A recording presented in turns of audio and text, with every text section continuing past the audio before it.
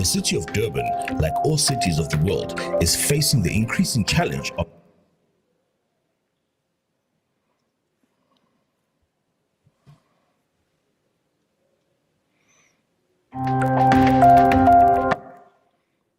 Seems like the audio is coming on, but the video is not. One more try.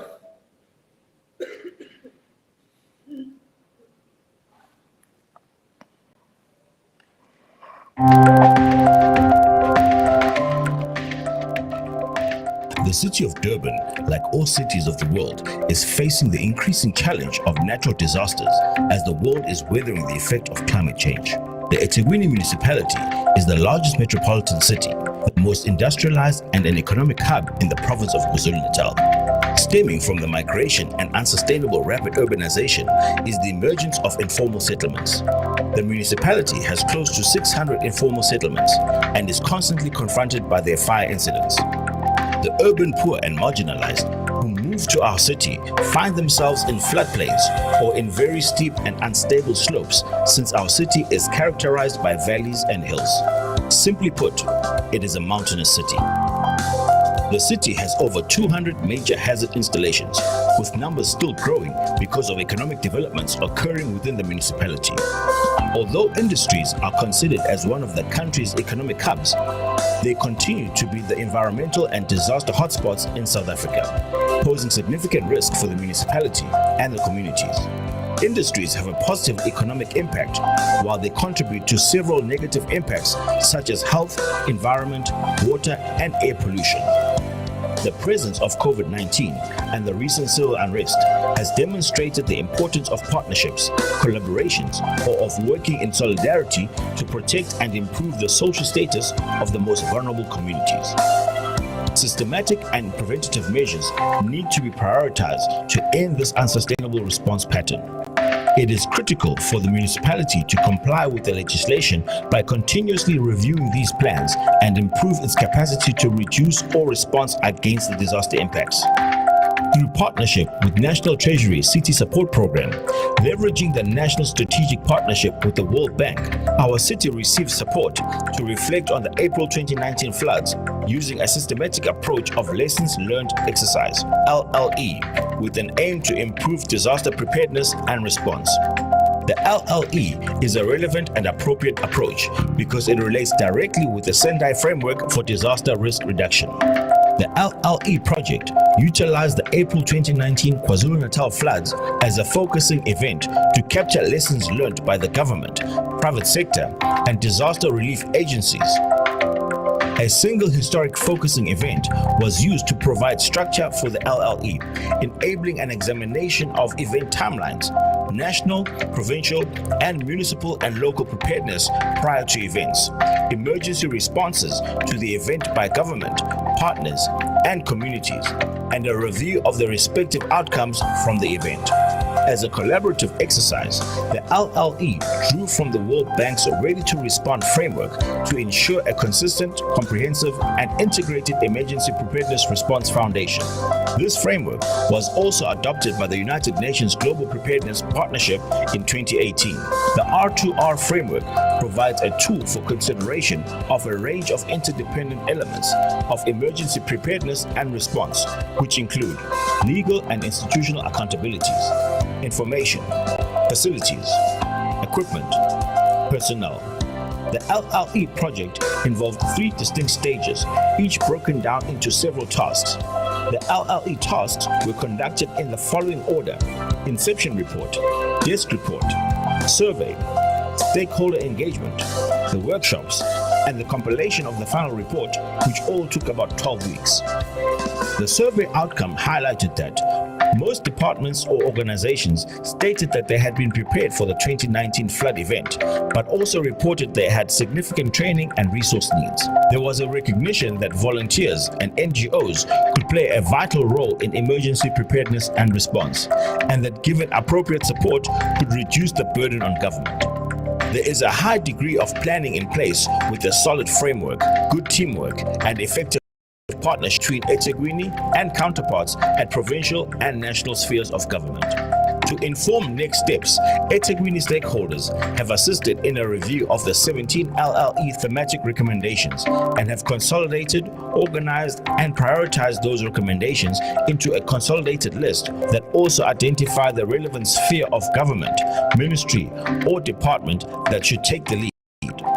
Some of the prioritized recommendations include the optimization of the disaster financing chain to reduce processing delays, undertaking a comprehensive review of early warning provision to inform an improvement and capacity building program, develop a standard training syllabus through regular training, drills, and multi-agency exercises, reviewing of existing plans and standard operation procedures relating to emergency command and control facilities, which include the Joint Operation Centers, Fusion Center, as well as the call centers. Reviewing business planning processes for the Disaster Management Advisory Forum to support their work in direction, planning and review of emergency preparedness and response.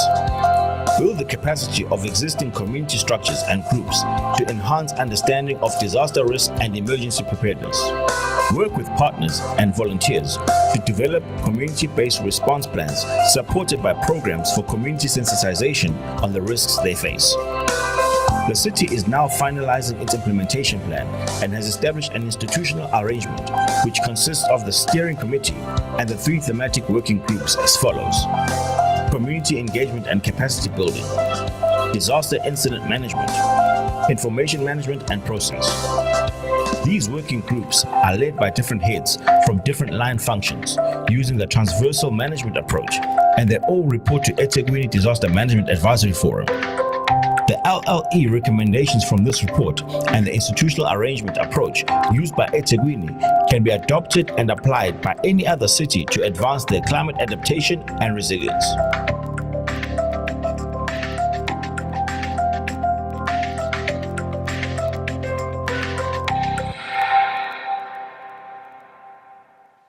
As you can see, that most BRICS cities share common socioeconomic challenges as well as disaster vulnerabilities, and some of these lessons and recommendations are applicable, if not all, to all of us. An example just of 3 of these, which you've seen on the screen, recommendations that came out of this lessons learned process, was the optimization of disaster financing chain to reduce processing delays. I think in the last disaster we had, the floods that we had recently, this was an issue in the public space where the optimization of the funding became a challenge. So the outcomes that are envisaged from here is to diversify resources, to speed up recovery and rehabilitation, to unlock investments and build back better. The second one is the undertaking of a comprehensive review of early warning symptoms and to inform an improvement in capacity building program. What is envisaged as an outcome here is that enhanced, inclusive and accessible early warning systems and advanced technology and innovation are applied. The United Nations, second United Nations Habitat Assembly resolution to promote and invest in sustainable infrastructure also gives us some of the possible frameworks that we should be working on, and the possible envisaged outcome there would be to share and exchange innovative technology, technical support and skills development for the building better environment, mobile and secure findings for resilience and sustainability path. The other one is the resolution from that United Nations Habitat Assembly is the enhancing the capacity of communities to face and adapt to the adverse impacts of climate change and related loss damage. The other one is resilient settlements for the urban poor flagship program. What could be the outcomes from those two is that with multi-level governance, you can promote inclusivity, improve resilience for the urban poor, and those can assist to actually improve how we respond. I therefore call upon all BRICS stakeholders and propose for the establishment of a BRICS cities community of practice as an outcome of this engagement. This committee will serve as a platform for cities to lead in advancing the urban resilience and sustainability by starting a dialogue, starting a dialogue among BRICS cities on a holistic approach to localizing human security in cities. 2, promoting and advancing a collaborative approach in dealing with disaster and crime risk reduction, climate change adaptation and resilience, especially cities with common risk and vulnerabilities as well as economic status. And the last one, facilitating peer-to-peer learning and a support forum for the BRICS cities as a knowledge and financial resource mobilization platform. I wish you a successful and impactful deliberation. Thank you.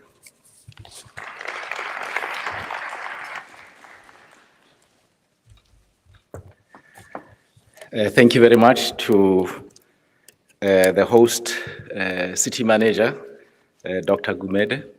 Another round of applause for him, please. Of course, as you might have observed, Dr. Gumede went beyond just a statement of welcome, but also shared some thoughts based on the experiences of the city, giving also specific recommendations and possible areas of collaborations within the BRICS family, with a very strong recommendation about the possible establishment of a BRICS cities community of practice with the specific responsibilities and areas of collaboration that have been outlined. Dr. Stola, I suspect Dr. Gumede sneaked in a video clip that was supposed to be flighted a little later in the program, but he's the host, so it's okay.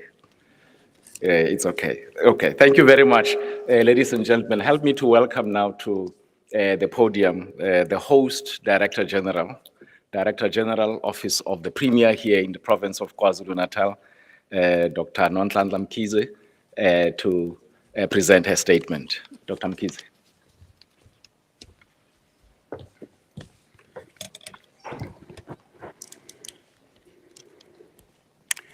Thank you very much, Program Director, who is the Director General of the Department of Traditional Affairs, Mesh Dipufa. Greetings to Mr. Mbulelo Njangana, Director General of the Department of Cooperative Governance, Dr. Robert Nkuna, who is the Director General of Planning, Monitoring and Evaluation, Dr. Elias Sithole, who is the head of the National Disaster Management Center, Ms. Homo, who's the acting CEO of MISA, Dr. Musa Gumede, acting city manager of Ethekwini municipality. Greetings also to Mr. Mduzungu, the HOD for Human Settlements, all senior government officials that are present, all heads of BRICS delegations, media present, distinguished guests, ladies and gentlemen. You have already been welcomed to the province of KwaZulu-Natal, the warmest province in South Africa, the province which is known for its sunny weather and superb beaches, game reserves, and rolling hills. As the province, we are honored and privileged to be afforded an opportunity to host the BRICS Summit on Disaster Management. This summit hosted here in Ethekwini Metro. It's the metro that has seen the worst flood disaster in recent history that resulted in over 450 people losing their lives. and widespread destruction of property and infrastructure such as roads and bridges, water and sanitation treatment works, electricity, and many other public amenities. This natural disaster happened at a time when the country and the world were still recovering from the impact of COVID-19 pandemic, which eroded many socio-economic opportunities for sustainable development. The impact of climate change has become a daily reality in South Africa, and more specifically in KwaZulu-Natal, which cannot be ignored due to the recurrence, frequency, and intensity of extreme weather events such as floods, drought, runaway field fires, snowfall, strong winds, prolonged drought, and tropical storms and cyclones accompanied by rising sea levels. As it has already been said, the April to May 2022 flood disaster has raised an urgent need for BRICS countries to come to work together and collaborate to build resilience, as well as investing in technologies for implementing early warning systems, as we were caught not being ready. The IPCC report released on the 20th of March 2023 is pointing towards a dire situation that requires us to act decisively on the global climate emergency. The window to keep the planet livable is narrowing. The reality is that climate change places an additional burden on us, specifically women, when a disaster takes place, resulting in displacement of families, with a higher impact on the vulnerable groups, being women, people with disabilities, as well as children. As the province of KwaZulu-Natal, we are experiencing this burden currently in temporary residential units post the April floods. Mothers and children, people with disabilities form the highest population of the impacted. We need to look at disaster management from a gender lens and develop a Build Back Better approach that caters for the most vulnerable, especially women, children, and people with disabilities. As women, we should be at the forefront of climate adaptation action. It is sad to note that vulnerable communities who historically had the least contribution to climate change are disproportionately affected by climate risks. Between 2010 and 2022, human mortality from floods and storms had drastically increased. This calls for the need to rethink our development approach and building resilient infrastructure as we face urban sprawl and illegal development on unsuitable land, thereby increasing our risk of disasters.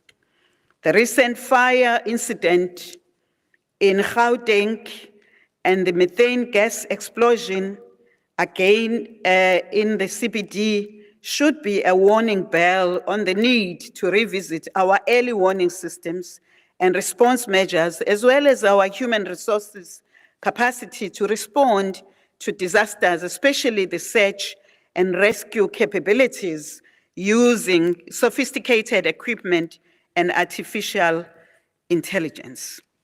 Program Director, we need not forget that as KZN, we have more than 72 people still missing from the April 2022 floods. We have exhausted our search and rescue capability and now call upon our BRICS partners for a collective effort towards early warning systems and search and rescue knowledge, capability.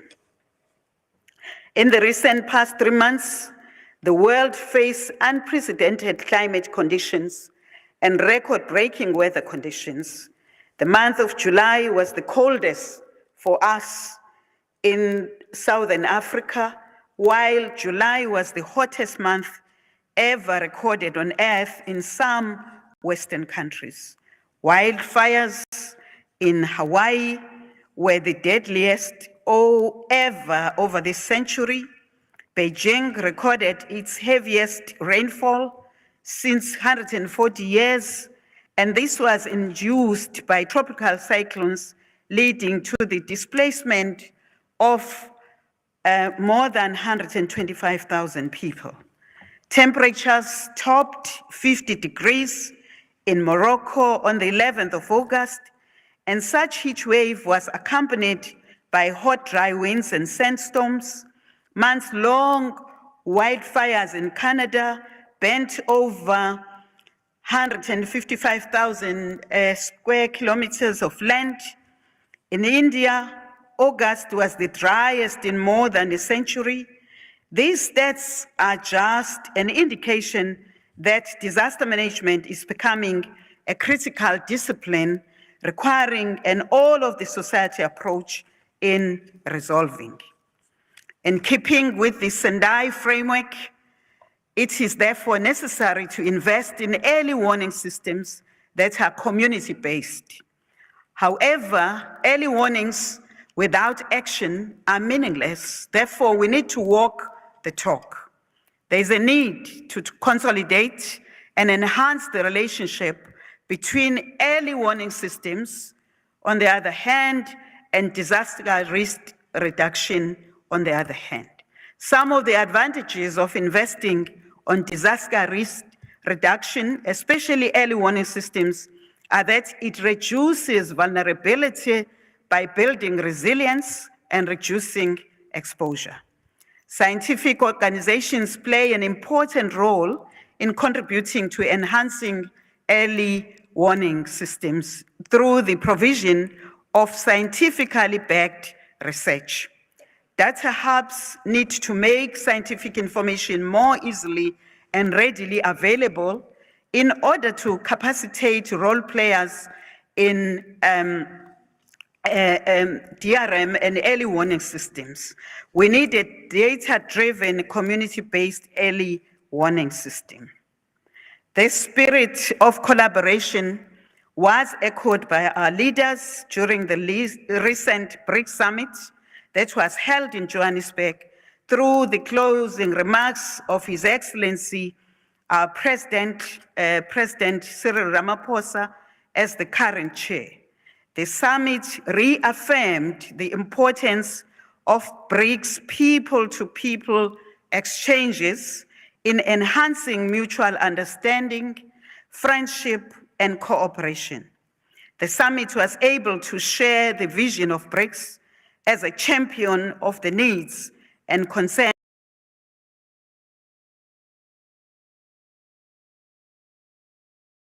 economic, the need, beneficial, sustainable development and reform of multilateral systems. And we would like to submit that this is an important engagement that should benefit all of us who are members of BRICS, as well as this province of KwaZulu-Natal, which is disaster-prone meaningfully. Thank you very much for this opportunity.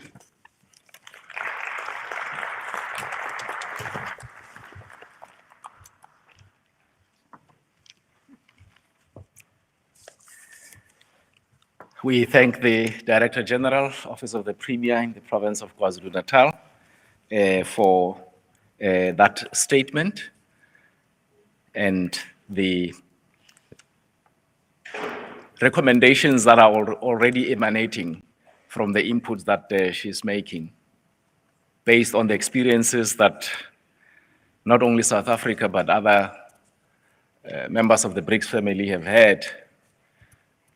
The importance of early warning systems, because forewarned is forearmed, but also ensuring that there is action, because when a disaster strikes, time is of the essence, and early rescue becomes very important. And so this platform should indeed assist us in sharing experiences around these areas and strengthening collaboration to make sure that we support each other when it comes to research, development of systems, knowledge systems, but particularly involving communities in the process. Thank you very much, DG. If we could give her another round of applause, please. Ladies and gentlemen, we are also joined by councillors from this host city. So councillors from the city of Ekurhuleni who have joined us here, we welcome you and look forward to your participation. At this point, I would like to take this opportunity to invite the head of the National Disaster Management Center here in South Africa, Dr. Sithole. Dr. Sithole will provide a scene-setting input, which will also introduce the Director General of the Department of Cooperative Governance, Mr. Mbulelo Changana, who will be giving an opening address for this morning's session. Dr. Sithole, over to you.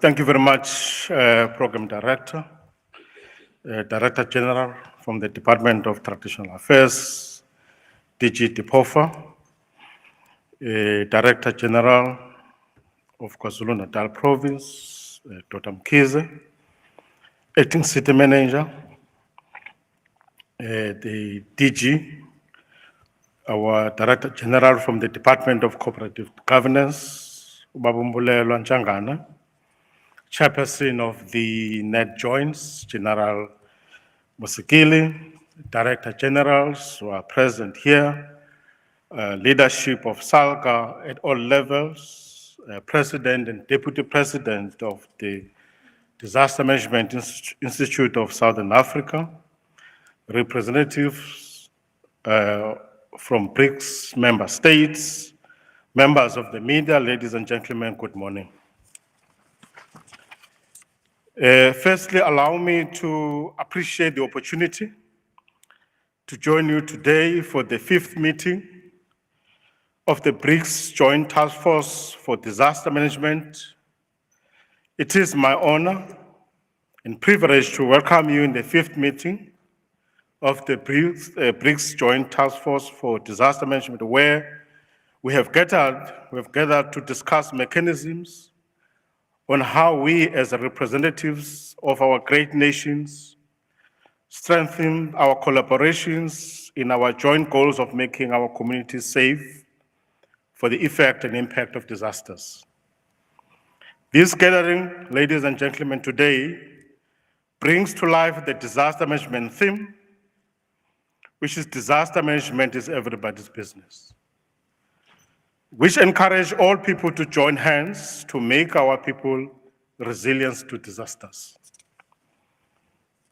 We are delighted that this year, the meeting of the Joint Task Force for Disaster Management is held in South Africa under the theme, Strengthening Post-Pandemic Socio-Economic Recovery in the BRICS countries.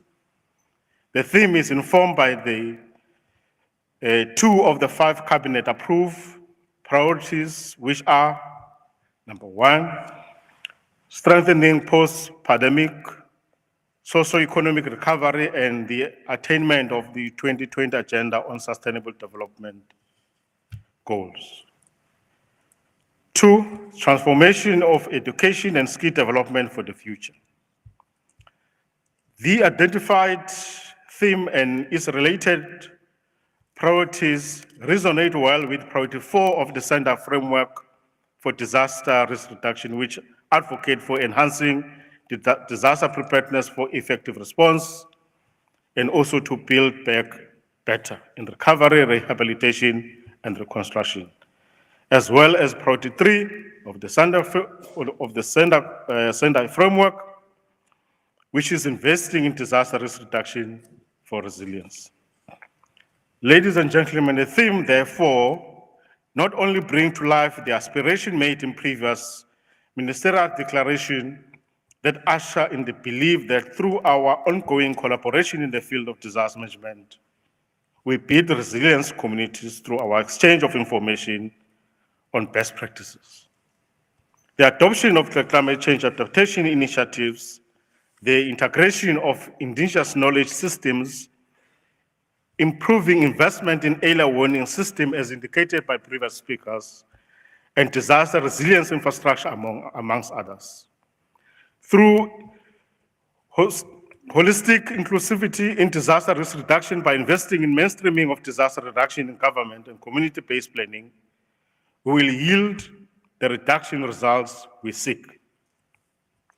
The past Joint Task Force meeting agreed to continue working towards taking forward the community commitments of the Sendai framework for 2015 to 2030, the Paris Agreement on Climate Change and the United Nations 2030 Agenda on Sustainable Development. The current meeting also finds traction in the previous Joint Task Force meetings by also strengthening the message that indeed, through our combined efforts and collaboration as BRICS countries, action to build resilience is possible and can be accelerated achievement in terms of the current sustainable development targets in the way that safeguards people, the planet, and the future prosperity. Because everything we should do in disaster management is about communities. BRICS member states need to move away from commitments, actions, through a shared vision to play a proactive and responsible role in regional and global disaster governance, making risk-informed choices as a cost-effective investment towards resilient building and adaptation. Our situation has proven that the costs of response, recovery, and rehabilitation of hazards and disaster impact are huge and more than cost of hazard and disaster prevention. Ladies and gentlemen, our engagement today and those of our ministers, which is going to take place tomorrow, will demonstrate our relationship built on strong foundation of mutual trust and respect, are not only growing but soon be expanded to include Argentina, Egypt, Ethiopia, Iran, Saudi Arabia, United Arab Emirates.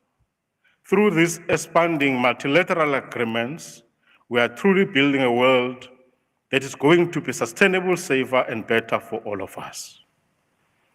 Today, we embark on a journey through a program that was carefully crafted to address the most pressing challenges in disaster management, particularly in the context of BRICS nations. Our agenda is rich with insight and expertise. It is my privilege to provide you with an overview of what this program entails. We will delve into the critical assessment of our progress since the fourth Joint Task Force meeting for disaster management. Our esteemed panel members for the two identified thematic areas will share their experiences and lessons learned, thereby setting the stage for the robust discussion. We will also focus on the cascading and systematic risk, particularly those linked to COVID-19, as we have seen COVID, how it affected our communities, and a lot of people lost their lives and other hazards. Our expert will explore risk management and recovery pathway in a multi-risk context. From impact-based early warning to data and information management during disasters, we'll gain valuable insight into safeguarding lives and livelihood.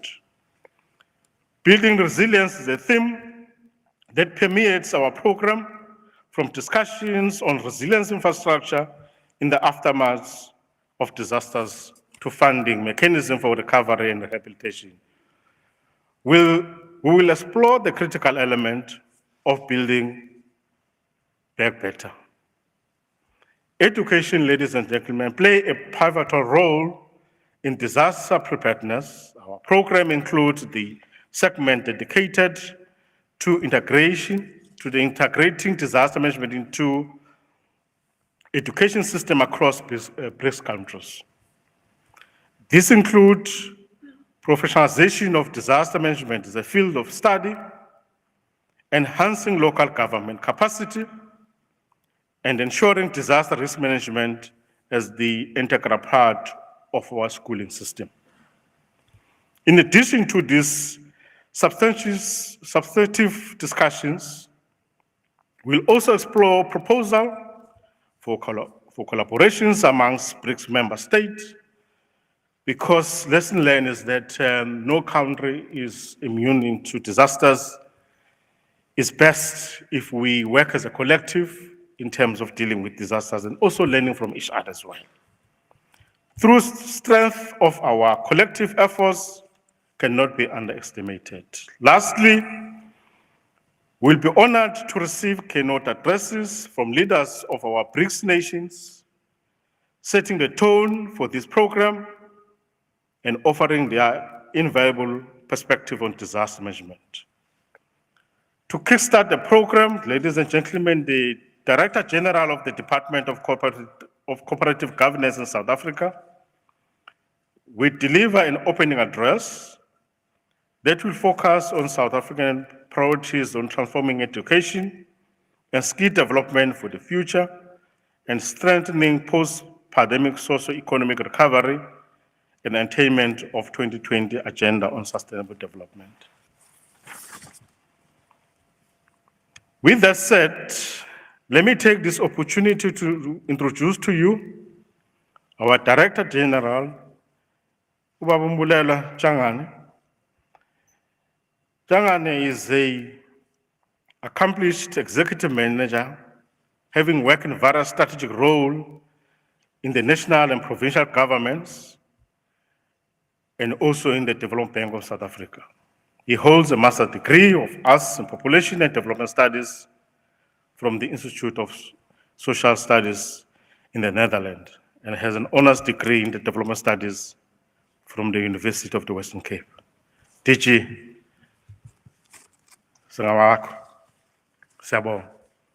thank you very much. Welcome to the teaching.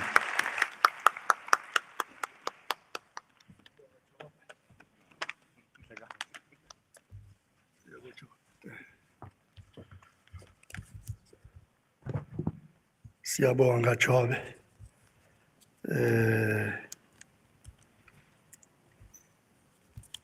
Program Director,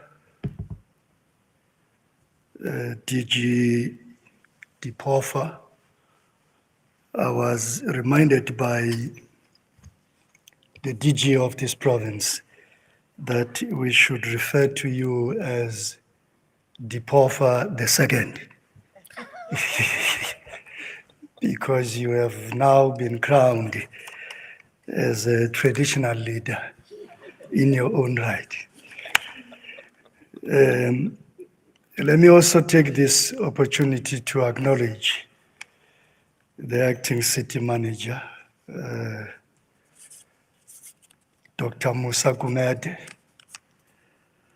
I think the mayor will be very impressed with your demonstration, Dr. Gumede. I know that the program director wanted you to play the video later.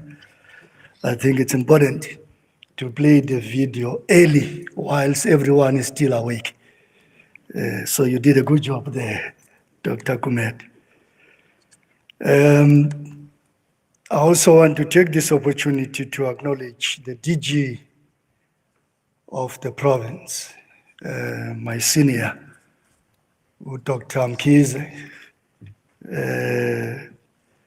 Siyabonga Kabaze. We also have the DG, who is the only DG who is mandated to performance manage other DGs. If there's one man that we need to take care of, it is the DG of DPME, Dr.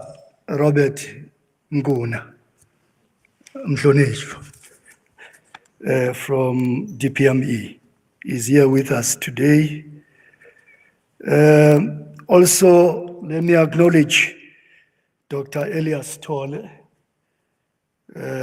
Job, who is heading our National Disaster Management Center. Job Sebo. We also have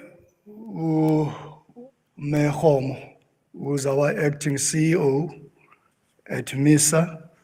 She's here with us. I don't know where she's sitting, but right at the back. The acting CEO of MISA, whose main job is to support municipalities, to stabilize municipalities, focusing mainly on infrastructure. She's here with us today. We have other institutions as well, but let me start by acknowledging General Musikili from the SAPS as well. I'm told she's here. Her main job is to make sure that in events like these ones, we do not breach security. If you have been irritated by the work that General Musikili's team is doing downstairs as you enter here, it is because it is their responsibility to make sure that there are no security breaches that are committed. The HODs who are here, HOD Manzin, Babu Zungu, I used to work with him, Lape Human Settlements, Bangladesh. Manzin, we welcome you. Other HODs who are here as well, we welcome you. I didn't see Tuban, my counterpart in the province. We also have colleagues from the South African Weather Bureau who are here. We want to acknowledge them. From EXA, Engineering Council, they're here with us. Research institutions, earlier we met Prof. Colleen, I hope I'm pronouncing your surname correctly, Vocher. We also have colleagues from the BRICS countries who are here, technical heads of the BRICS countries who are here. We've got Mr. Paulo Falchaio from Brazil. I'm told he'll be joining online. We've got Mr. Vladimir Solovev from Russia as a director international cooperation, a director from International Cooperation Department. We also have Shri Mishra from India. I'm told Shri Mishra will be joining online. He's not here with us. He will be joining online. We also have Ms. Yuan Yi, the Deputy Director General from the Department of Risk Monitoring and Integrated Disaster Reduction from China, the DDG from Disaster Monitoring, Risk Monitoring and Integrated Disaster Reduction from China is here.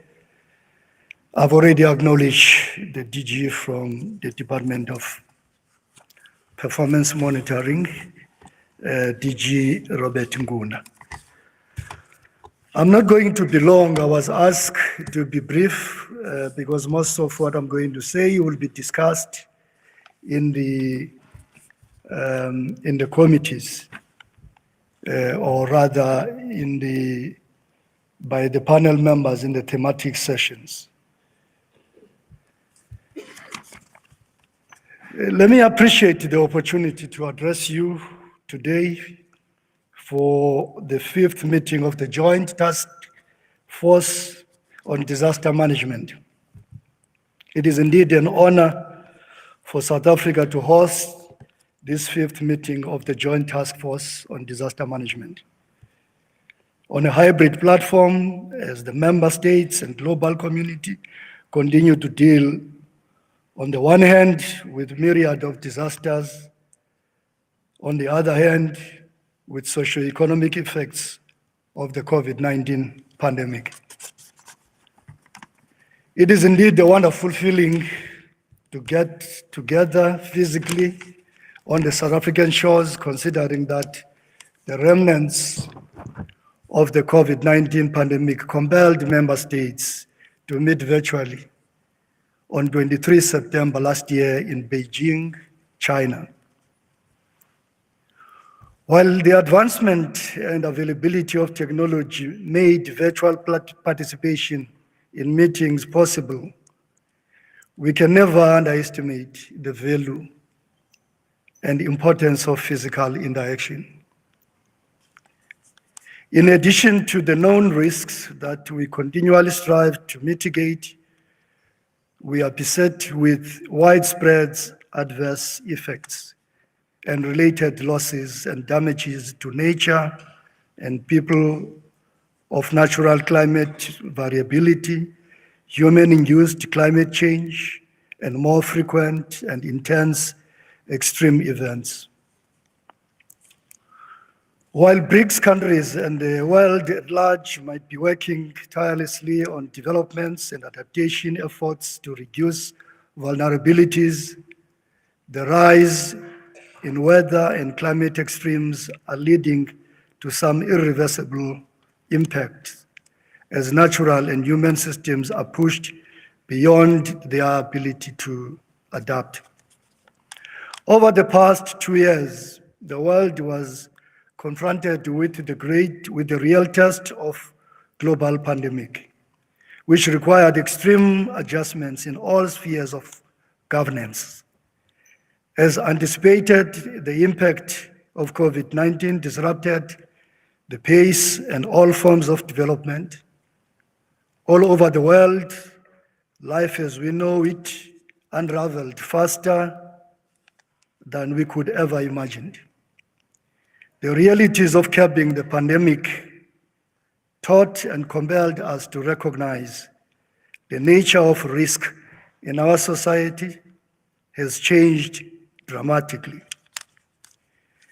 This pandemic is a stark reminder that any recovery that fails to address the cause of our present vulnerabilities condemns us to more acute crises in the future that may be difficult to bounce back from. To this effect, and particularly at a global level, the recognition and acceleration of efforts towards mainstreaming disaster risk reduction into planning across all sectors is an absolute necessity. Our priorities as South Africa are very much aligned with the priorities for the 23 BRICS Summit, and they include: 1, strengthening post-pandemic socio-economic recovery and the attainment of the 2030 Agenda on Sustainable Development. 2, transforming education and skills development for the future and strengthening post-pandemic socio-economic recovery and the attainment of the 2030 Agenda on Sustainable Development. As the head of the National Disaster Management Center, Dr. Stolle has already alluded to, these themes also find traction in the priorities and targets of the Sendai Framework for Disaster Risk Reduction, with the main goal being to prevent new and reduce existing disaster risks. Both priorities and the goal of the Sendai Framework on Disaster Risk Reduction effectively place the mainstreaming of disaster risk reduction at the top of governance and administration agendas.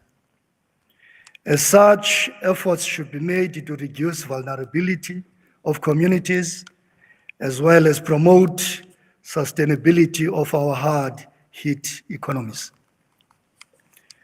COVID-19 has highlighted the systematic nature of disaster risks.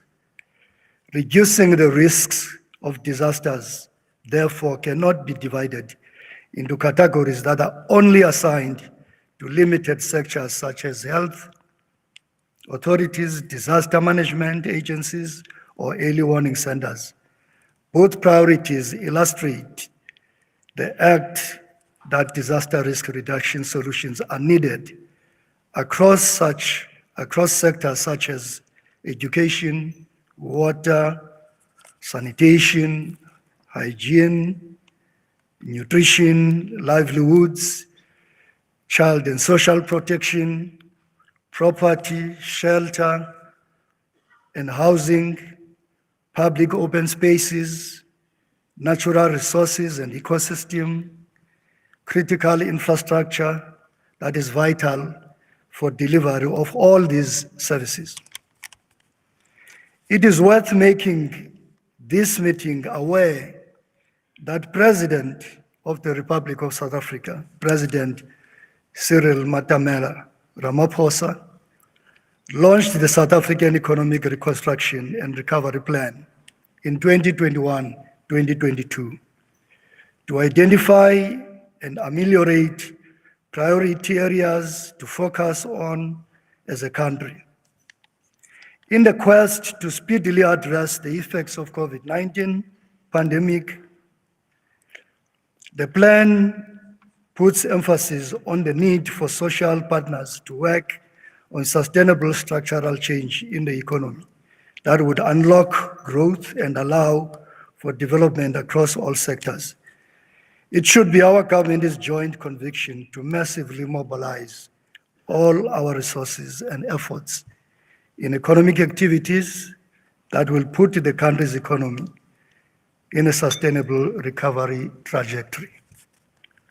South Africa also boasts a robust disaster management legislation, the Disaster Management Act, Act 57 of 2002, that provides for an enabling framework to deal with any disaster in the country.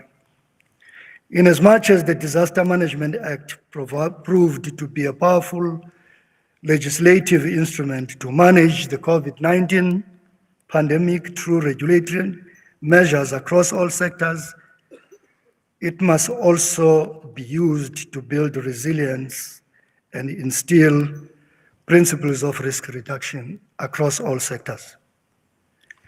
This act puts responsibility on all organs of state to develop and implement credible disaster management plans that are informed by detailed risk assessment.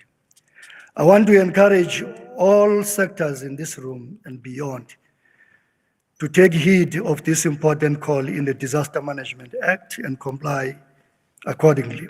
This will strengthen the country's measures to reduce our country's vulnerabilities against the adverse effects of disaster events and steer all of us towards resilience building. And this is more important, more so in this city, which has experienced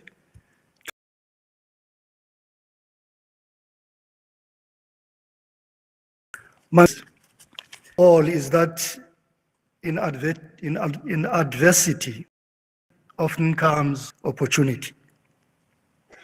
On the threshold of an important opportunity to imagine, and with a unity of purpose, BRICS member states are urged to utilize this opportunity to work together to reshape their economic landscape.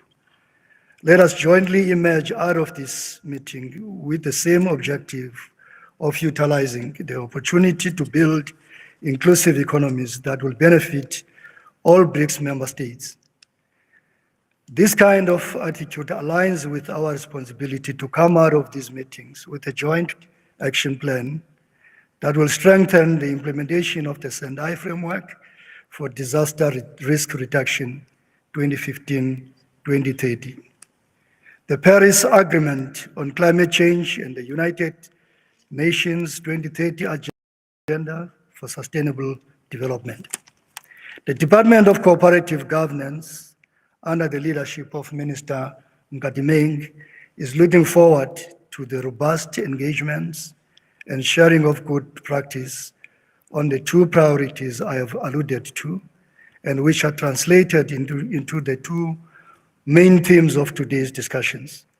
I am confident that our BRICS collaboration can lay a solid foundation to advocacy and action-oriented program that will promote the understanding of disaster risk reduction, strengthening disaster risk governance, investing in disaster risk reduction for resilience, and enhancing disaster preparedness for effective response and to build back better in recovery. Rehabilitation and reconstruction across BRICS bloc. Going forward, we must measure our disaster not in loss of lives or infrastructure, but rather in lives saved, as well as the social and economic losses avoided. Ours must be a data and information-driven response, which is faster and more effective. Our strategies must be adaptive, effective, to respond to multiple hazards or disasters, and should entrench an early warning system. And I'm glad that the South African Weather Bureau is also with us today. Let us collectively take the opportunity to look ahead and reflect on how global risk is in fact changing to provide us with appropriate levels of insight and to review our program where required to deal with this change. Thank you very much.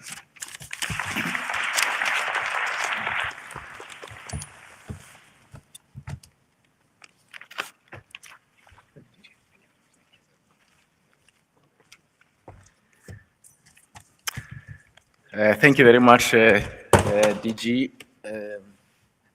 Director General, Department of Cooperative Governance in South Africa, DG Mbulelo Changana. If we could just give him another round of applause.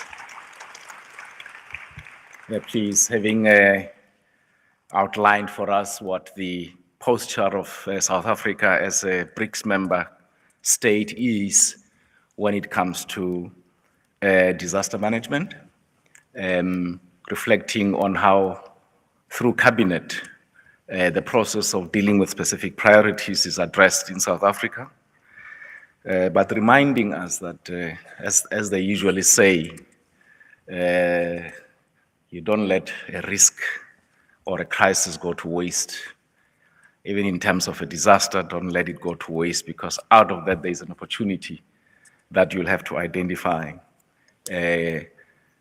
Also making reference to our legislative framework in the country and the importance of mobilizing all role players in the country within the framework of that legislation, the Disaster Management Act, to make sure that we do what is necessary to address the risks of disaster, but appealing to all member countries to collaborate and ensure that we collate intelligence that will educate us and inform us about the global risks, so that we can then be able to come up with informed strategies and interventions.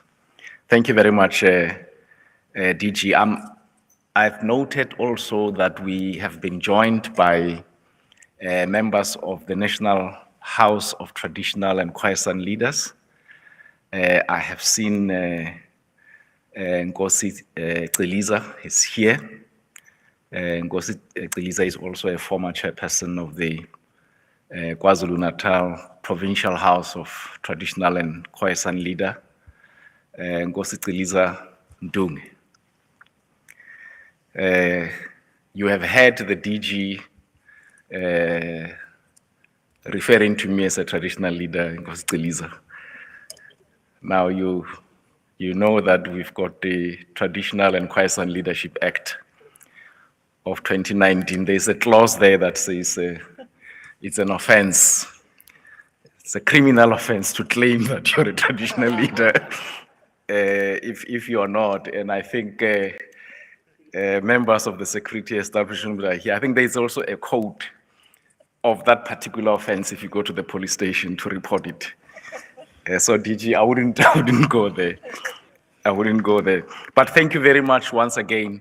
This, colleagues, brings us to the end of this first part, this opening part of our conference. I'm going to ask that we then allow the colleagues to take leave of the stage so that we can then invite heads of the technical delegations. But please join me as we really thank the members of the opening session. Yes.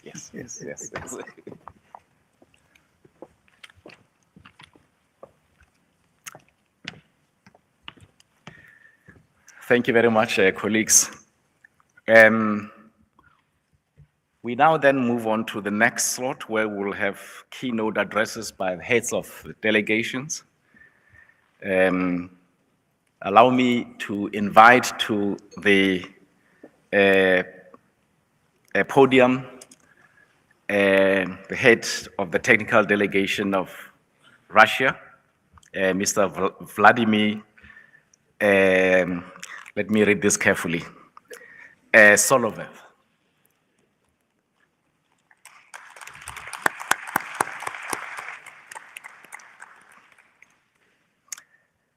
And let me also invite to the stage the head of the delegation of China, Ms. Yuan Yi.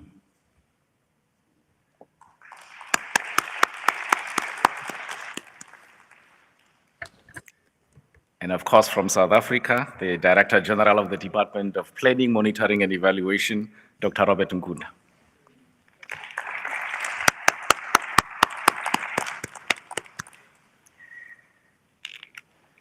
We will also be joined virtually by the head of the technical delegation of Brazil, Mr. Paulo Falcao, and also from India, initially in the program,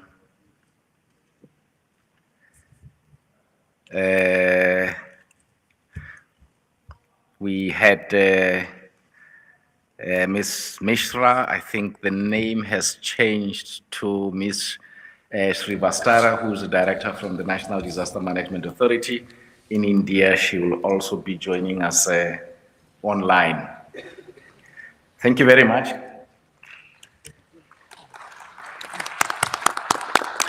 So in this slot, we will be giving each representative to an opportunity to do some reflections on progress made on resolutions of the fourth meeting of the Joint Task Force for Disaster Management and other critical inputs that will be sharing with us in terms of the progress made in their respective countries insofar as this critical area of disaster management is concerned. I just want to check in terms of the program. We need to start with Brazil. I don't know if we are ready in terms of the connection to Brazil. Otherwise, we will then look at the program again and take colleagues who are here physically. Any indication? Get ready.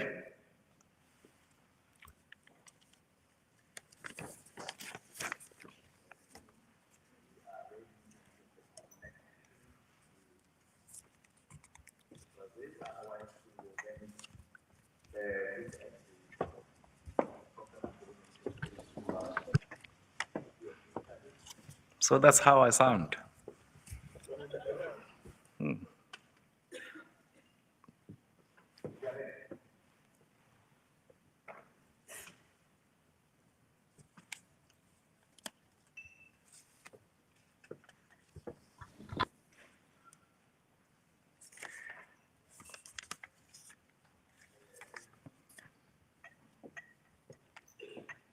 Mr. Paulo Falcao, are you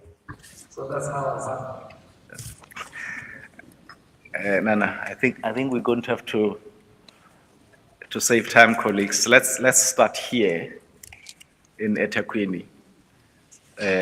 I'll be advised by the technical team when we are ready to cross live to Brazil. I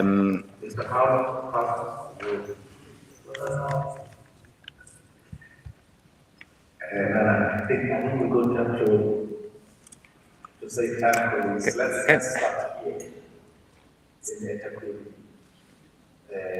I'll be advised by the technical team when we are ready to cross live to Brazil.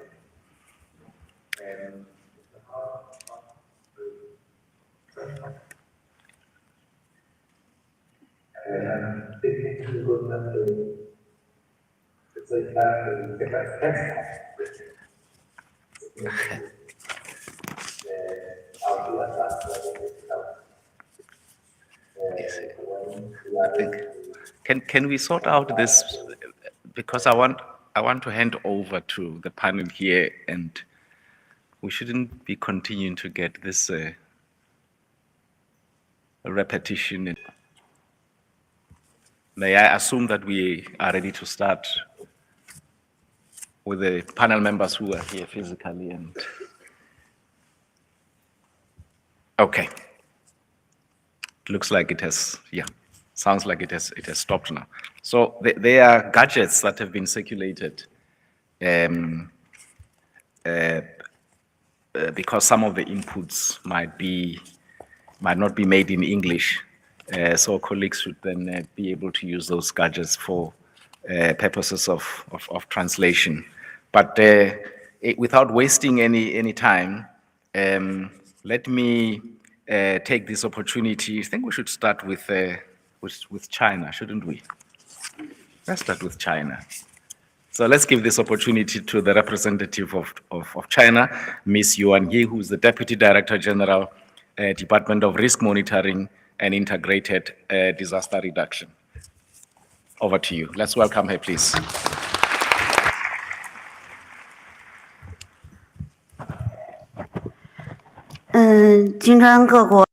Delegates of BRICS countries, ladies and gentlemen, and greetings, everyone. I'm with the Ministry of Emergency Management of the People's Republic of China. First of all, I'd love to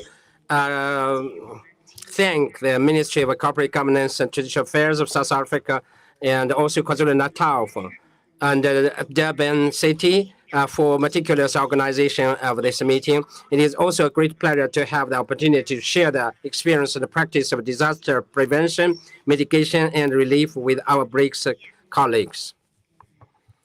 Natural disasters are a common challenge facing mankind. All BRICS countries are facing a complex disaster risk situation and arduous tasks of disaster prevention and relief. For many years, we have been in solidarity, mutual assistance, and sincere cooperation. We have carried out a series of practical exchange of cooperation, and we have achieved fruitful results. With the intensification of global warming, the intensity, frequency, and extreme nature of natural disasters such as extreme weather and climate events continue to increase. Potential threats and actual losses continue to accumulate and grow.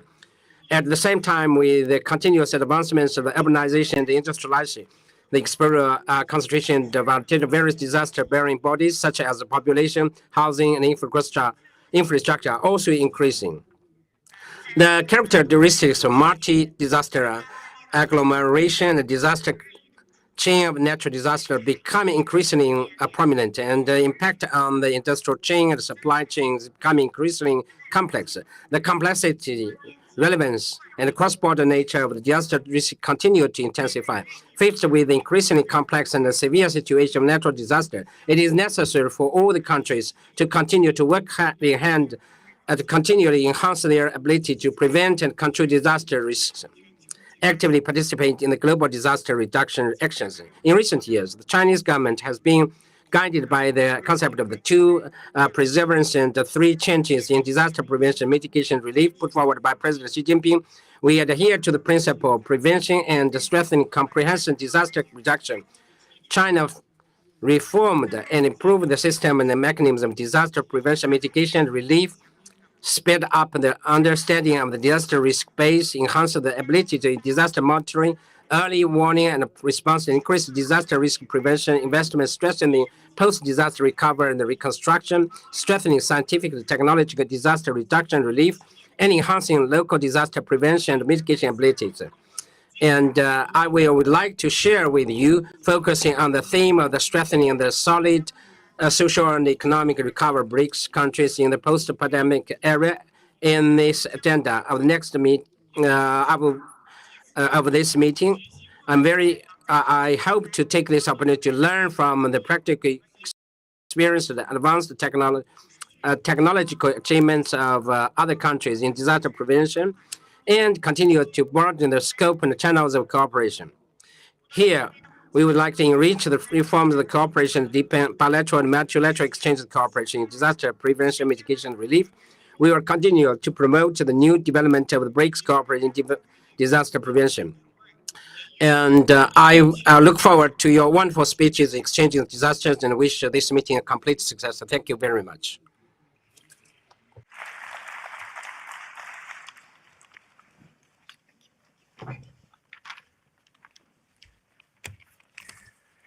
Thank you very much to Ms. Yuan Yi, who is the Deputy Director General, the Department of Risk Monitoring and Integrated Disaster Reduction in China. Another round of applause to her, please.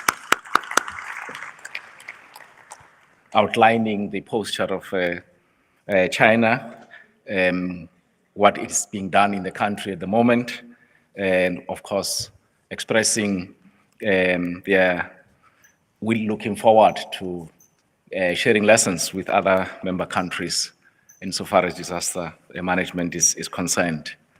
I would just like to check once again with the technical team if we are able to cross virtually to Brazil. Are we sorted? Not yet? Okay. So we can't even go to India either? No?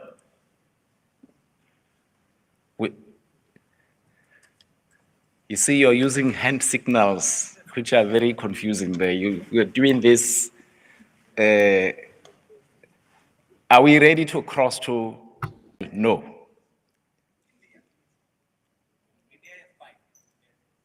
We're ready to cross to India.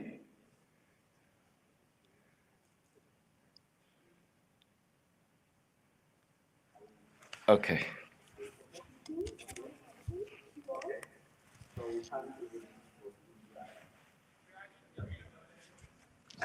No, we are ready to actually have. You see, you're using hand signals.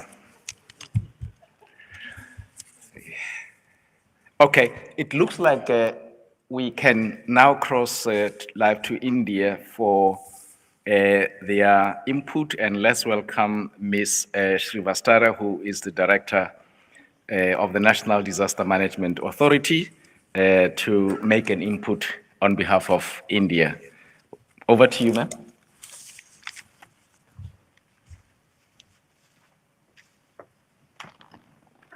We are ready to actually.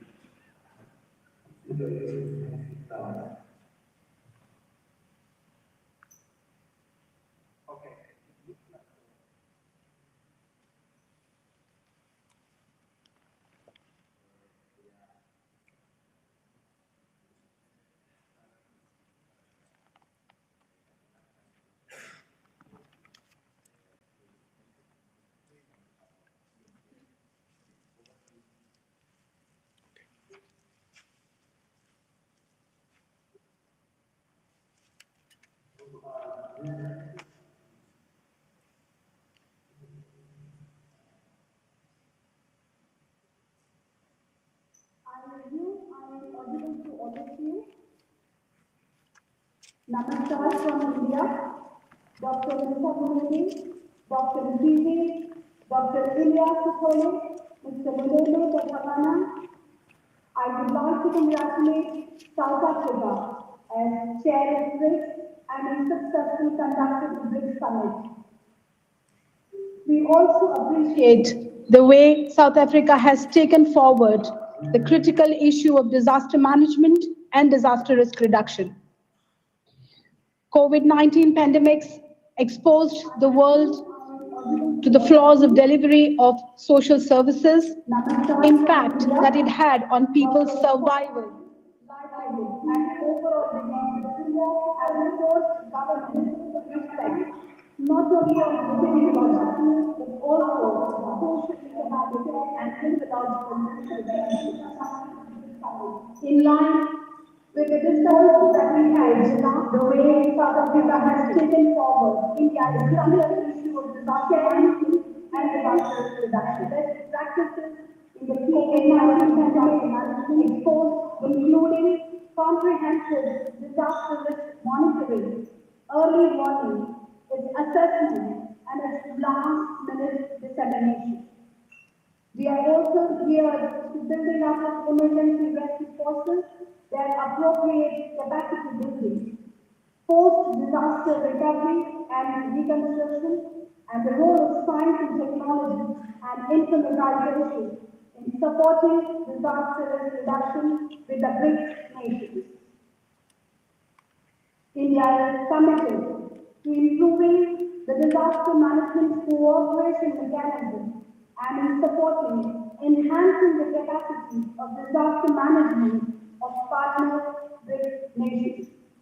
It has significantly promoted the BRICS cooperation in practical and result-oriented manner to support the leading role played by the United Nations agencies in global disaster governance and to actively implement the Sendai framework for disaster risk reduction, the 2030 Agenda for Sustainable Development, and the Global Development Initiative.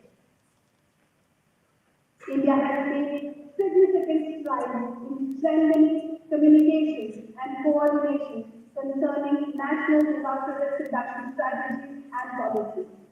We are developing technical cooperation and exchanges and working in tandem with our response agencies in tackling disaster risks and challenges. Through national disaster management technology, we are working towards making our cities risk resilient, with financing the urban and social infrastructure and building future-ready urban and social infrastructure. We are working in this direction with our technical partner, Coalition for Disaster Resilient Infrastructure, which was launched at the UN Climate Summit in 2019. India is also looking at incentivizing private investment and social protection mechanisms in collaboration with the United Nations Office for Disaster Reduction, Organization for Economic Cooperation and Development, International Monetary Fund, and Asian Development Bank. We are mindful of eco-based approaches for disaster reduction and its cross-cutting impact in the areas of early warning, infrastructure, financing.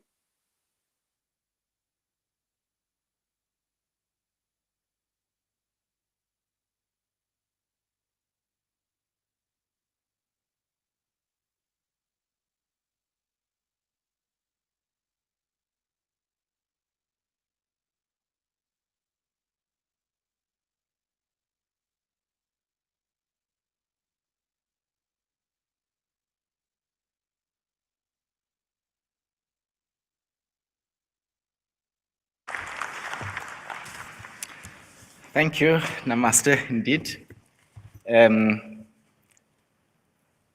Giving us a statement in terms of what is being done in India when it comes to disaster management, and of course, examples of the partnerships and the collaborations that they are extending, also to ensure that they incentivize private sector investment, but partnerships also with and other organizations such as the OECD to make sure that they continue to learn from one another and support each other when it comes to disaster and risk management. I assume that the connection might still be in the process of being sorted out, so I'm going to come back here to Ethekwini so that we can then take input from the representatives that are here with us.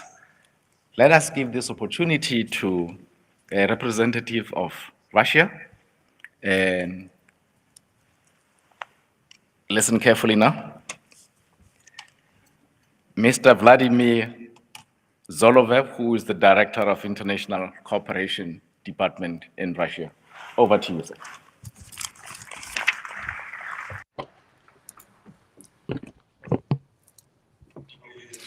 Good day, dear ladies and gentlemen, dear colleagues. First of all, I would like to welcome the participants of this meeting and thank the organizers for the warm welcome. At present, the world community meets very often the risks or faces the risks of disasters, natural and man-made disasters. And this puts on our countries the duty of changing our practice of our best practices and cooperate in combating the disasters, and multidisciplinary cooperation on the BRICS platform does not only confirm its relevance, but also actively contributes to development of the BRICS. Next practical step of this progressive movement was adopted at the last meeting of the leaders of the 5 countries.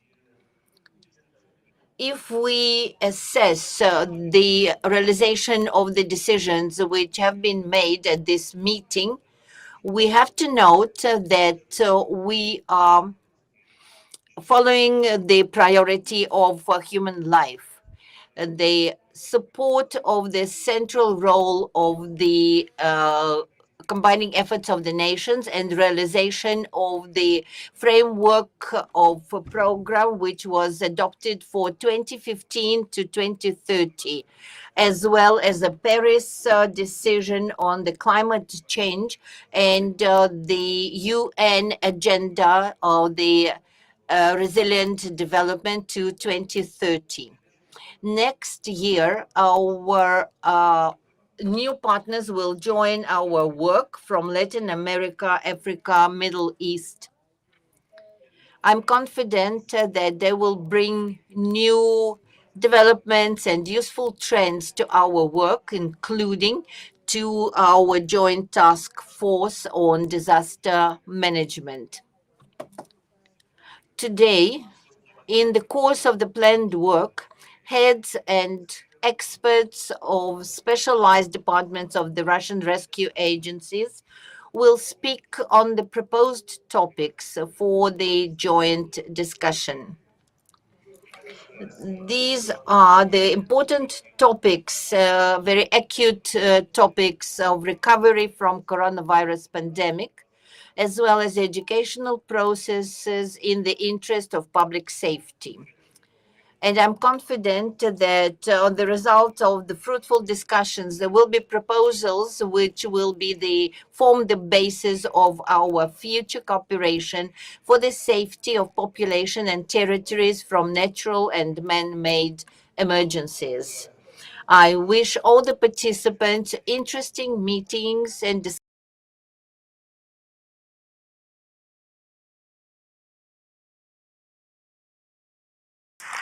Thank you very much, Mr. Solova. Indeed, as you share the experiences of Russia and indicate the expectations in terms of specific proposals that will be shared for collaboration going forward, that is indeed the expectation. Later in the program, during the course of the day, as we conclude the day sessions, we are going to call colleagues back again to arising out of the discussions from today, then put forward specific proposals exactly in line with what you're saying around proposals for collaboration. Thank you very much once again. Testing, Brazil. Yeah, see, this one is clear. Okay. We are not ready to cross live to Brazil as yet. So we're coming back to South Africa again. Let me introduce the Director General of the Department of Planning, Monitoring and Evaluation, Dr. Robert Good. DG. Okay. Good morning, Program Director. Program Director, I must say at the onset that you have done very well in acknowledging all dignitaries, so I'm not going to do that. It's safe to say all protocol observed. Now I rise here, I stand before you as a person who's coming from the presidency of the Republic of South Africa.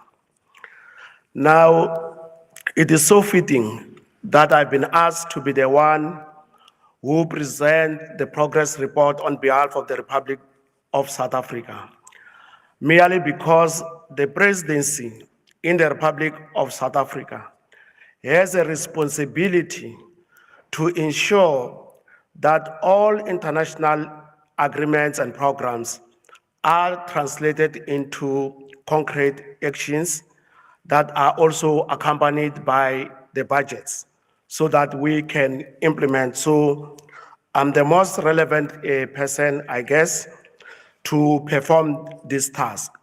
So what I'm going to do, colleagues, I'm just going to take you through the report back from the Republic of South Africa and raise some of the issues that may need to be processed going forward. Now, the first thing is that South Africa, in its reflections, recognizes that the last meeting was on point in saying that we live in different times, times that we have not known before, which call for new ways of doing things. What is even more interesting for South Africa is that what was discussed in the last meeting also coincide with decisions that have been taken in other platforms, and I can mention some of them. One, the Sendai framework that has been mentioned earlier on, the Paris Agreement on Climate Change, the United Nations 2030 Agenda for Sustainable Development. Now, all these covenants or agreements converge in one thing, that we have to be proactive in everything that we do. So this is a running thread across the board that whatever we do, we have to be proactive. Now there is a cost in not being proactive. And I wish to believe that this meeting will put more emphasis again on that understanding. Now, coming back to the resolutions of the last meeting, one can divide the resolutions into two areas. One, there are resolutions that are pointed at what nation states must do, what countries must do. But also at the same time, there are resolutions that point to what we must do as a collective. So we have to pay attention to what we need to do as nation states, but at the same time, pay attention to what we need to do as a collective. Now, as we look at the resolutions of the last meeting, we note as South Africa that almost all of them remain very relevant, and I can just highlight one or two of those resolutions just to underscore the fact that there is continuity from what we discussed in the past. One issue is around the need to improve our disaster prevention and relief systems. The other issue is the need to improve disaster management capabilities within and between countries, and also to strengthen exchange and cooperation amongst countries.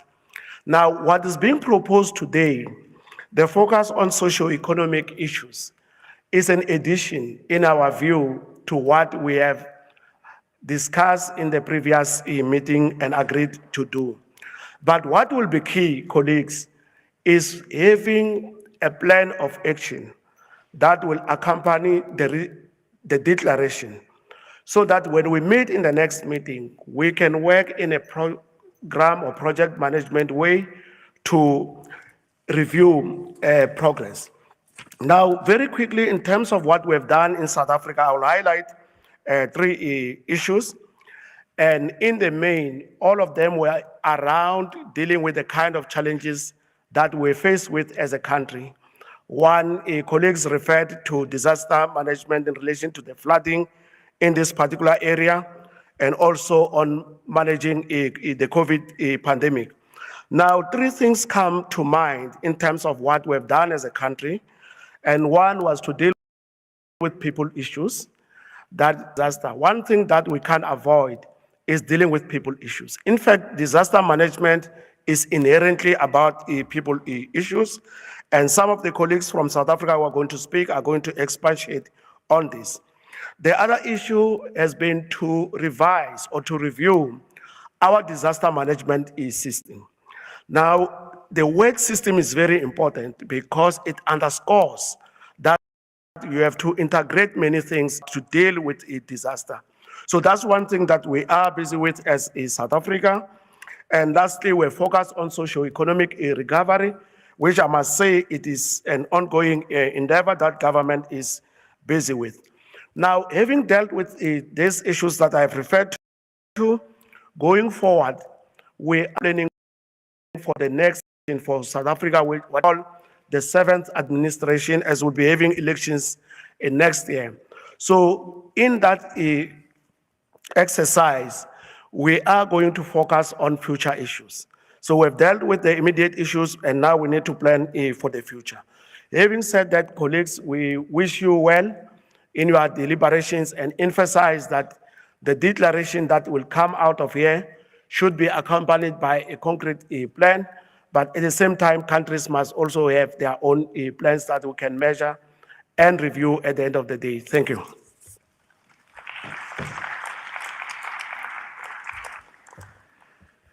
Let's thank Dr. Nguna again, ladies and gentlemen, from the Department of Planning, Monitoring and Evaluation in the Presidency,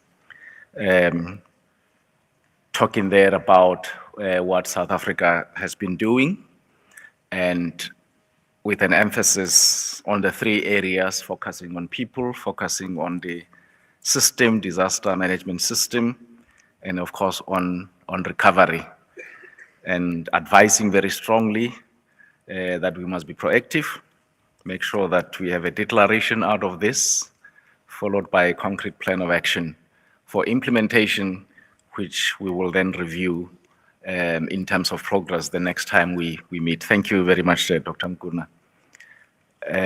I'm gonna try again to check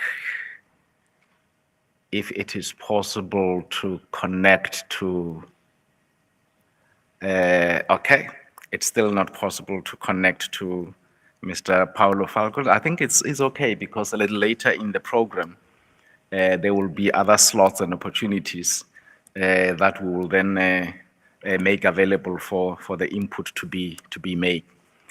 Thank you so much to the members of this panel. Dr. Nguna, thank you. Messi, thank you very much. Mr. Vladimir, thank you so much. And we are now going to go on to the next session. If we could then give them a round of applause as they take leave of the podium.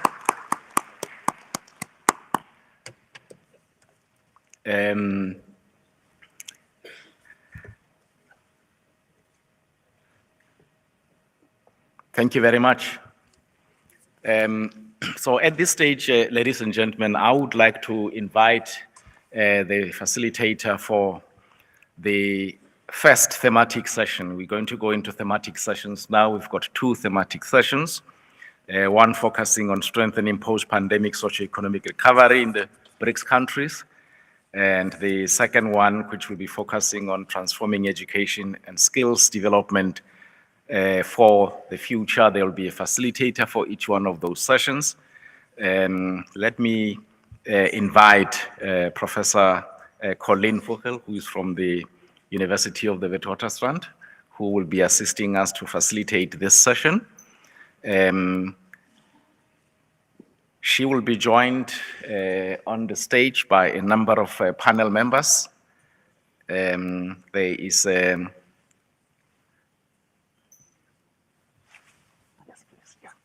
let me, as she joined us, also take this opportunity to acknowledge the presence amongst us of our Deputy Minister of Cooperative Governance and Traditional Affairs in South Africa, Honorable Zolile Benson Ngamashe, Chawe, Zoliajik. You're welcome, Deputy Minister. As I hand over to Professor.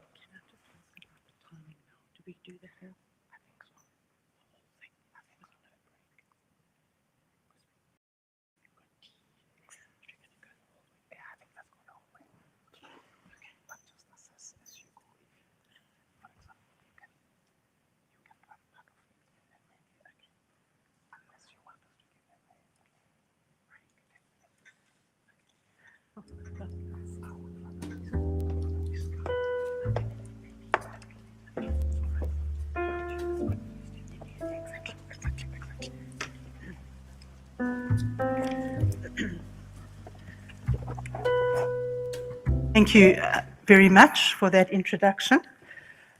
Honourable ministers, key officials, all protocols observed. I know you've all been sitting for a very long time and we apologize for the delay. So what I'm going to suggest is that we start off. I'm not sure that we have the video anymore. From what I gather, that's already been done. So I presume we don't have to repeat. So I'm going to invite Dr. Albert Edgar Minucci to come up and do his presentation. And then what I'd like to suggest, but I'm not one of the official organizers, that we then break for tea and then we come back to start the panel. Would that be in order? And maybe waving of hands or something. But if not, I might have to take a body break myself. I'm a bit old. But I can hear everyone's clapping. Right, let's go with that. So Edgar, if you would please come forward. Edgar is a very interesting character. He's one of my ex-students, so I'm very proud to introduce him to you. Edgar, please come forward. He's done a lot of work in the health community, also in COVID, and I don't want to waste any more time, but I'll turn it over to Edgar Minucci. Thanks, Edgar.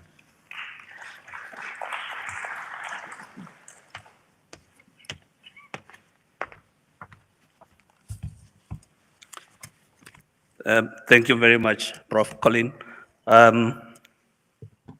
All protocols observed, and thank you very much. I'm not so sure if I can go ahead with my presentation.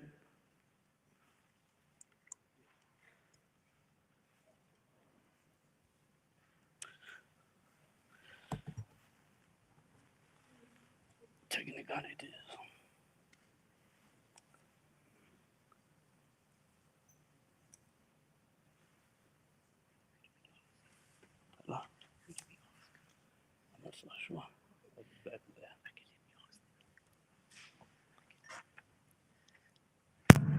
Sorry, could we please have Edgar's presentation put on screen, if possible? I don't see any hands waving, that worries me. Is Edgar's presentation ready to come up?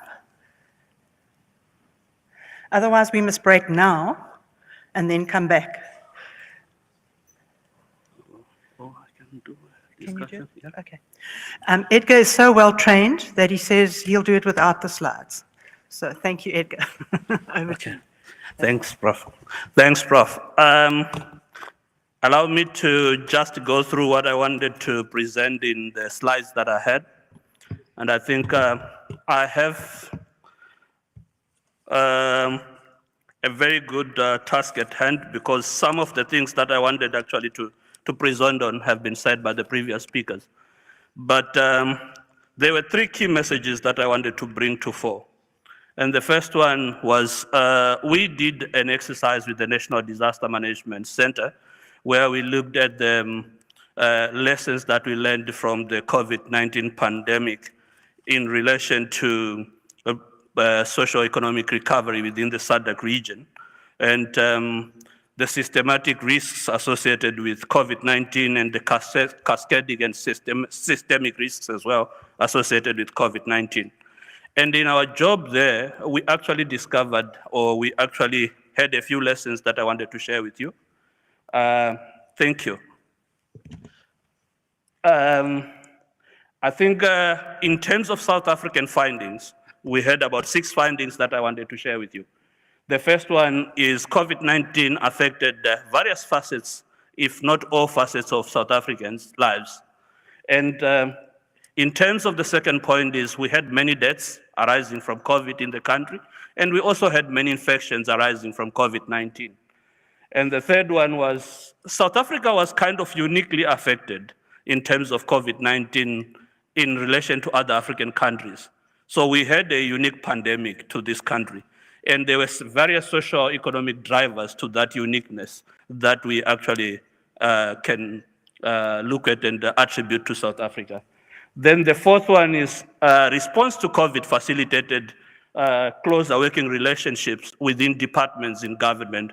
And I think previous speakers have alluded to the use of the Disaster Management Act in bringing together various sectors. And I think our report is very clear that there was closer cooperation and closer interactions between government departments in response to COVID-19 pandemic.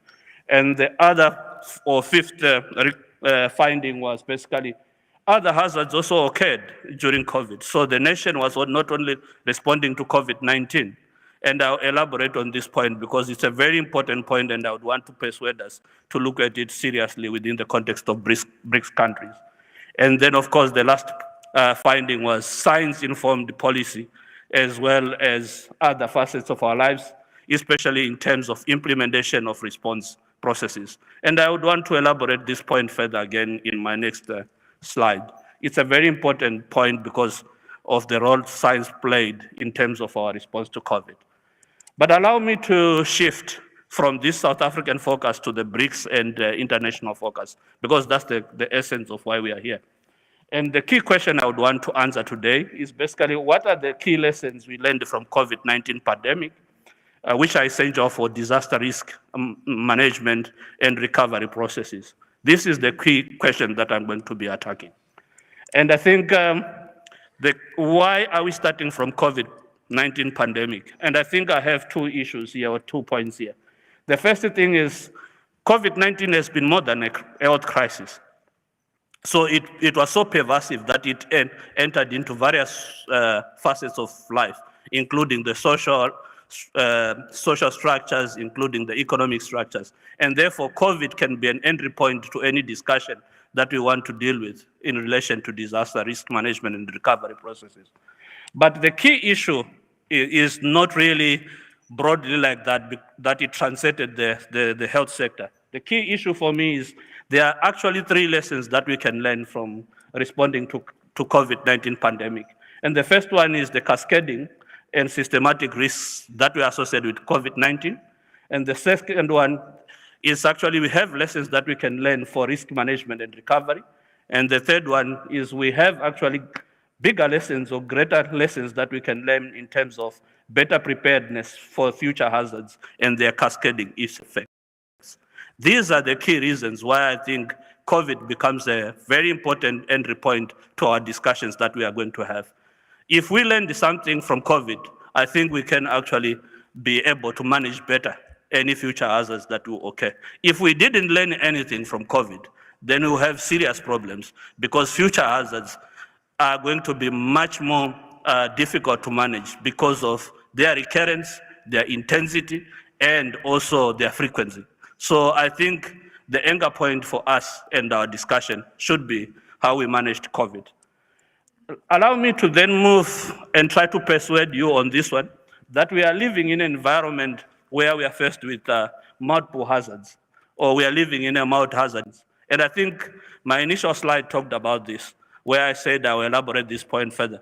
So whilst we are responding to COVID, we were also supposed to respond to multiple hazards in South Africa. And indeed, it is actually something that we need to be grateful that the teams on the ground managed to respond to this. We had floods happening during COVID. We had wildfires happening during COVID. We had listeriosis outbreak happening during COVID. We also had cholera outbreaks happening during COVID.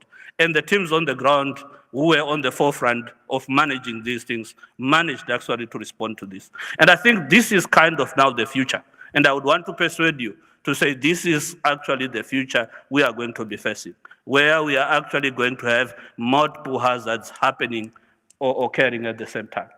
So the key issue for us is actually to look at a whole of society approach. And I would like to thank the previous speaker who actually alluded to this, that we need to take a whole of society approach in responding to future hazards that are going to be coming up. And then, of course, the systemic and cascading nature of the risks demands a paradigm shift in terms of our thinking processes. So I will actually go a bit deeper in terms of this. And the key issue is we need to be more coordinated and coherent in terms of what we do, and in terms of looking at some of the actions that we take. We need to be more deliberate as well in terms of what we do. So this is actually something that I think I am persuading you to look at things in a very different form and in a different way. And I think the video from Ethekwini was quite comprehensive in terms of a paradigm shift that we need to look at. I think from that video, the key lesson is basically we need to integrate our policies and systems and actions so that we achieve better outcomes than before. I think the key issue as well that I want to look at is basically there is intersectionalities of risk that we are dealing with going forward. So it's no longer business as usual, as the previous speaker has said, and therefore we need to look at things differently. I think the key lessons for me and the BRICS countries and everybody who is here to look at this, the first lesson is actually traditional approaches to risk management or to disaster risk management are no longer going to be effective, or they are going to be less effective as we go forward. And I think we now need innovative ideas that will actually make us be much more responsive to the challenges that are coming ahead. And I think this, I am preaching to the converted because IPCC report are saying this. And there are various factors that are going to drive a different world from what we are currently experiencing. Climate change is one of the key factors, and there is unequivocal evidence that climate change is going to exacerbate the effects of and intensity of extreme weather events, including heat and heat waves, floods, wildfires, and all other sorts of yet detected forms of hazards that we are going to experience. The second one is, I think, we need new and flexible finance mechanisms, and of course, targeted investment, which are necessary for disaster risk response. And I'm happy because already this has already been tackled. And I think in the context of BRICS countries and sharing, we need to look at our current finance mechanisms and say, where can we actually integrate our systems? Where can we actually work collaboratively, and with what results? But going with the traditional finance mechanisms might not enable us to reach where we want to reach. For example, if we have two hazards happening at the same time, I think flexibility should be ingrained in the response mechanism, and the procurement processes need to be reviewed and analyzed so that they can respond to those two hazards that are happening at the same time. So I think it's a key requirement to be innovative in the area of finance, and I think we will reflect on those things. The third one is we need to be innovative in terms of our infrastructure designs and also the insurance processes around this. And I think I would not need to belabor on this point because the previous speaker have already talked about the necessity to look at infrastructure differently. The fourth point is I think we need to leverage on technologies and data systems for us to be able to respond effectively, especially within the context of BRICS countries. And I think we have various dimensions and various capabilities that we can actually leverage on each other. For example, South Africa has a very good data system in terms of weather forecasting and weather reporting. I think other countries might actually take into consideration the South African capabilities. And other countries as well might actually look at what technologies from elsewhere, Brazil, India, China, which South Africa can also leverage on for the purposes of disaster risk management. And I think this is key for us to be moving forward appropriately. Then, of course, many speakers, if not all, have talked about the new skills that are necessary in terms of disaster risk management and in terms of recovery processes going forward. Everyone is talking about re-looking as well at our knowledge systems, at our education systems, so that we build better capabilities for responding to the new world that is going to be confronting us. And the last is basically we need a coordinated approach and a broad spectrum than the current analysis. And the current analysis seems to look at things in silos. Here we need to have a coordinated approach to things. We need to look at the whole value chain from prevention, preparedness, response, and recovery, and also resilience within the resilience framework. And I'm happy because all previous speakers mentioned the issues around the SDGs as a framework that can guide us in terms of collaboration and working together. And I think this is very important, and this is going to be a very important asset in going forward. We need to actually peg our discussions and our interactions and actions to existing frameworks that we know, and also look and review how far we have gone within, as we try to meet those frameworks. And lastly, I think this is my last slide, and I think this is key to me. And I think it is key to several speakers who have spoken. I was actually borrowing a quote and changing a bit from the Secretary General of the World Health Organization during the heat of the COVID pandemic. And he said, I think there has been more attention to one word, and that word during that time was COVID-19. And he was saying, I think there's also more attention to one department and one sector in the current analysis of things. And he was saying, let's look at other different words and other meanings and other ways of doing business. And some of those might even matter more than the single words that we use in our daily lives here. And the key issues that he mentioned there is we need to look at prevention and preparedness. That's a different word from what people usually talk about. We need to look at disaster risk reduction broadly. We also need to look at development planning. We need to look at human well-being. We need to look at recovery with an economic focus, and I think this is the key focus of this team. Then from there, we need to look at the political leadership. And I think I'm happy because the political leadership today availed itself and is well engaged in these processes. And of course, it's all about the people. And the previous speaker said it's all about the communities. Thank you very much.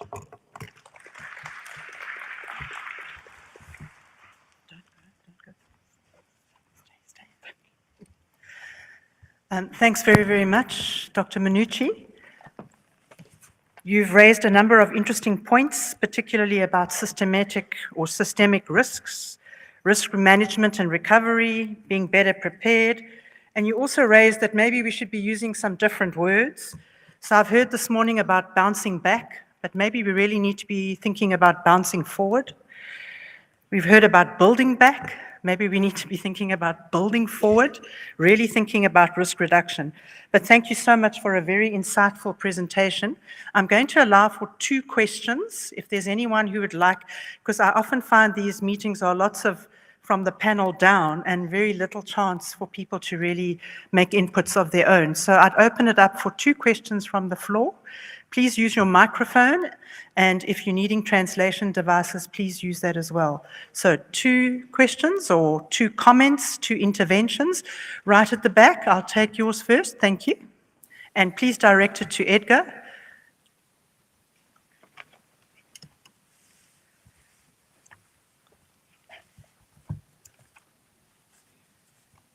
Do you have access to a microphone? Yes. Thanks, Chairperson. No, my question to the doctor is, I heard him talking about abandoning the traditional approaches.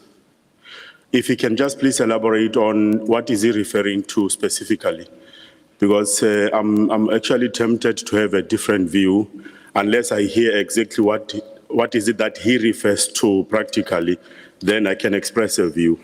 Thank you.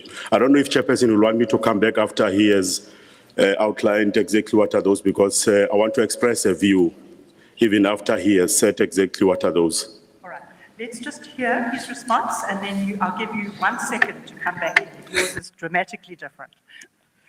Thank you very much. So the traditional approaches, I'm sorry, I might have got into a political situation here, but the traditional approaches that I was talking about is the idea of us looking at things in silos.